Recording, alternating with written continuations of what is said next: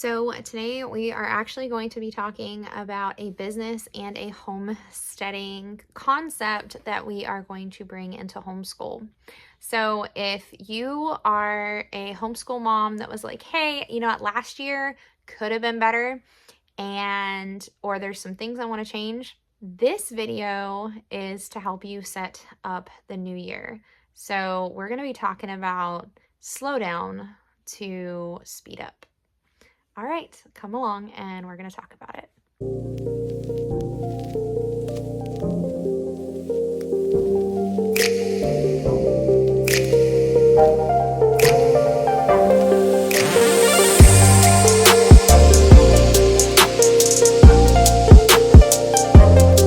Hi, my name is Amanda from Learning to Love Well. If you are new to the channel, this is a channel about homeschool from a biblical worldview.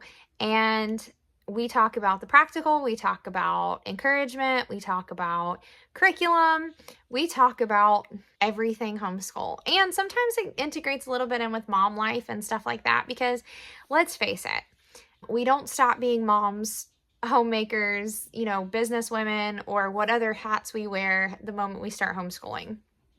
We tend to just add more hats. Like, let's just be real, right? So today we are going to talk about a homesteading concept. When I first heard this concept, it was in the concept of a homesteading family, and it was actually from the Homesteading Family channel, by the way. So this is where I heard it, and some of their homesteading conferences. And I can't remember the conference name, and I heard this term, and it makes a lot of sense. So if you like homesteading and homesteading content, I'm going to link their channel below. They do some homesteading conferences and stuff like that.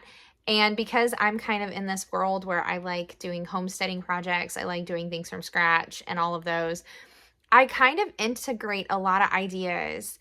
And again, prayerfully think about what this channel is going to be about and the videos that I'm going to produce.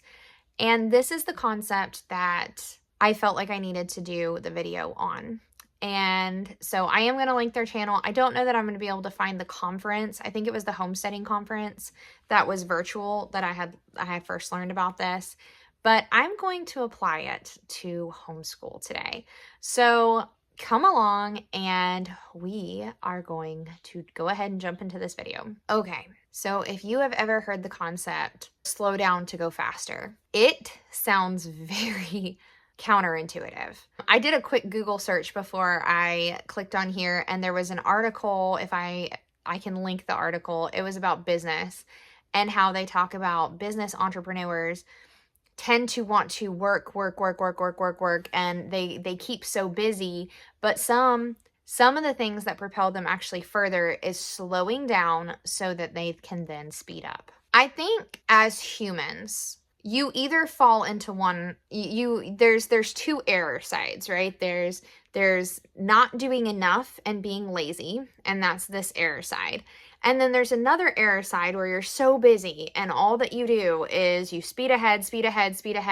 Everything's got to be perfect. Everything's got to get done. Everything, and we have these two ditches, and both will not get you to the best place, right? Ditch number one, where you're lazy and never get something done. Proverbs talks about that he who is slack in his work is a brother to him who destroys, right?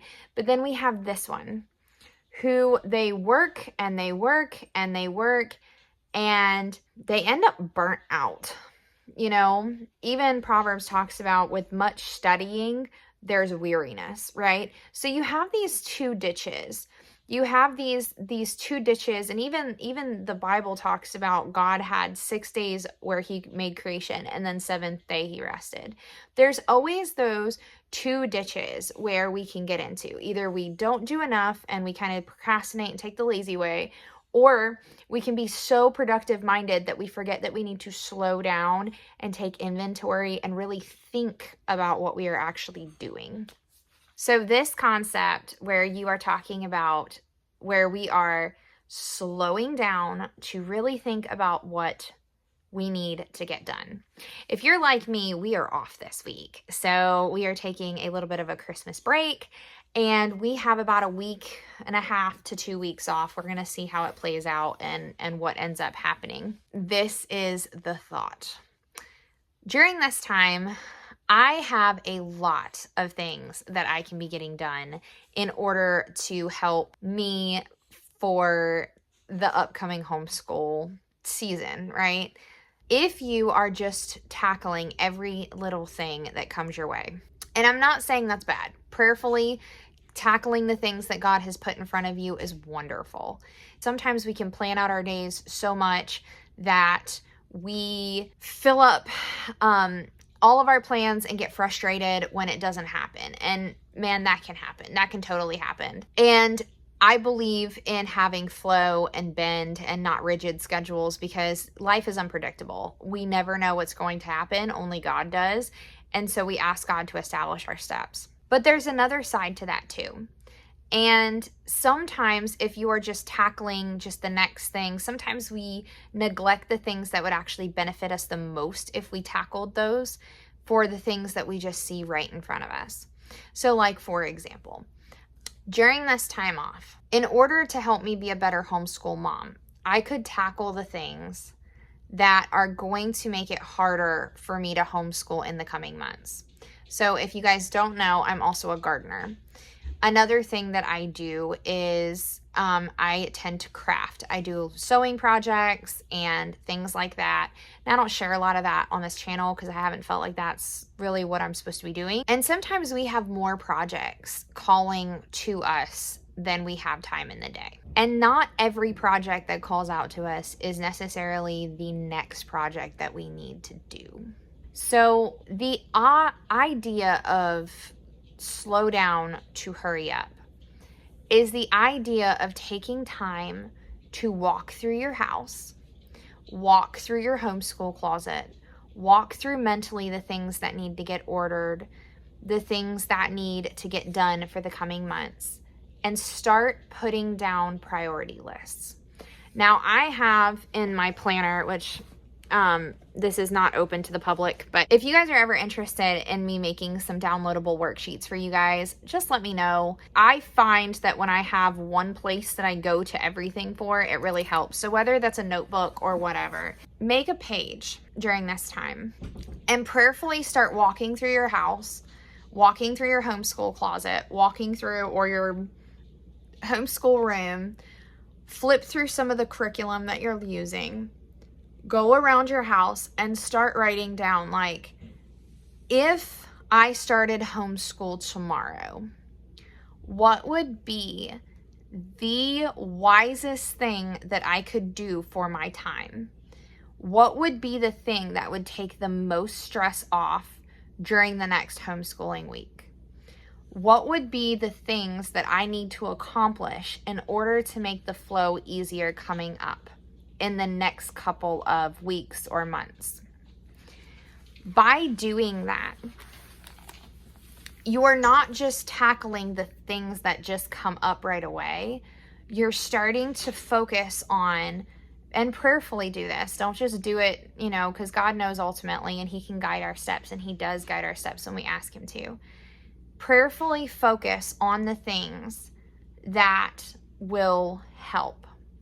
So, for example, if I don't get winter sewing done within the next week, that is going to be something that I'm going to be adding on to my homeschool day. And because we have such short days right now in the winter time, by 5 or 6 o'clock sometimes it is pretty dark here. So by 5 or 6 o'clock, I need to have winter sewing done. Well, on a regular homeschool day, that makes it very difficult because either I have to go out before homeschool starts or I have to get that done after homeschool is finished. And normally during that time, I'm cooking dinner. By the time I'm cooking dinner, it's dark outside. So one of the things that I can do during this time is say, okay, mentally, I need to get parsnips put into my garden. And I need to start emptying out a couple of beds so that I can flip it around for lettuce with a row cover. That will make it cheaper on my budget. that will take stress out of my home, and it will also help me not have to try to do and accomplish all of this during homeschool time. Another thing is I really need to reorganize a couple of my books in the homeschool closet for ease of access, because sometimes when I am looking through books and I have not unpacked some of the books that we moved in, I started looking for it.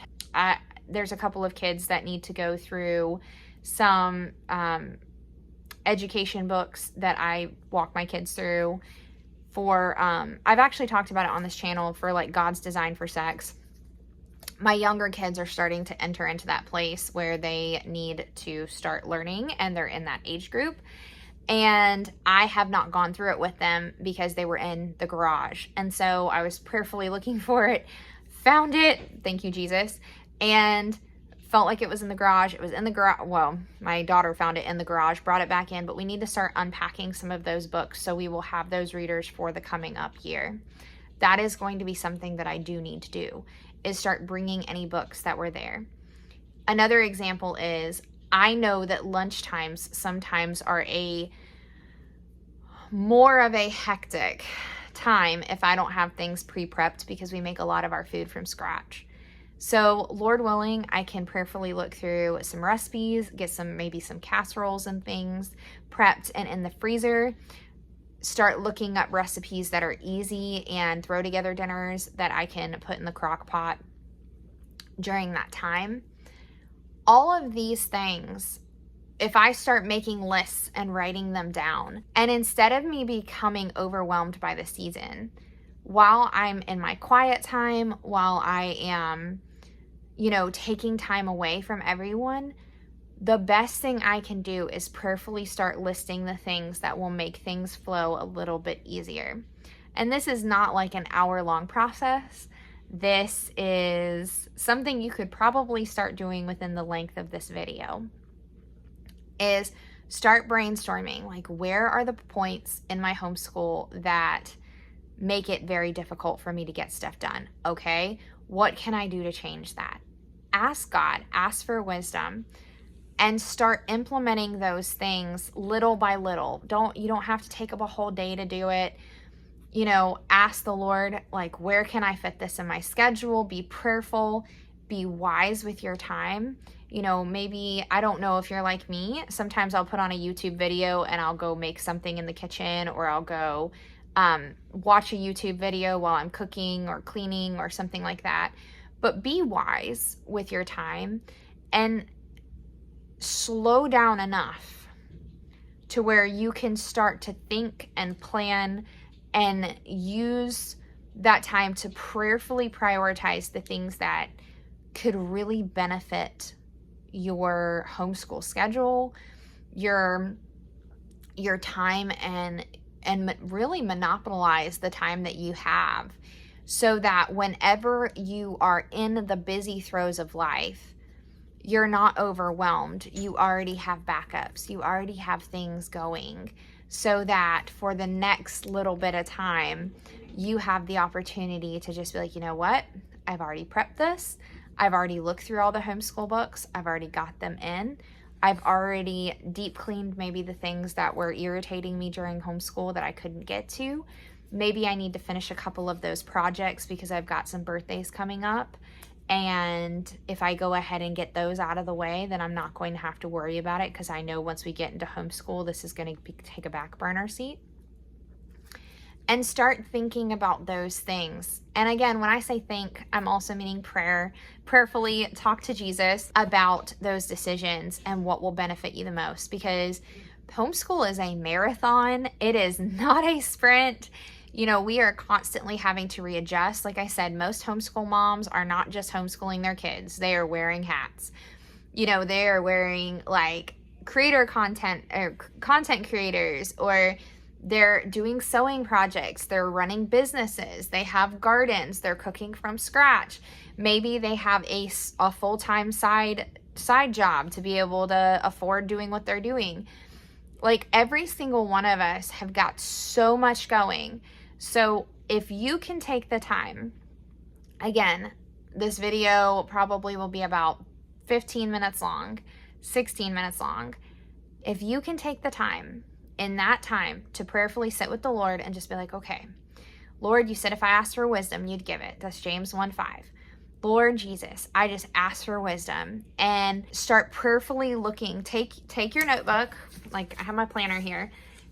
Take a notebook or a planner or anything and just write a list and go through your house to the things that you want to get to.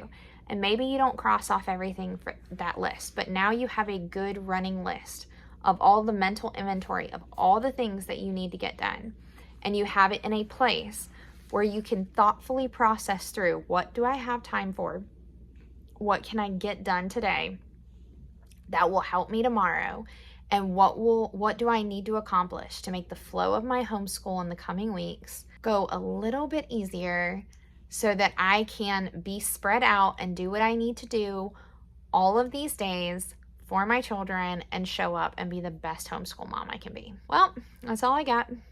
I hope that this week you will be slowing down to hurry up with me. All right. I hope you guys have a wonderful night. God bless.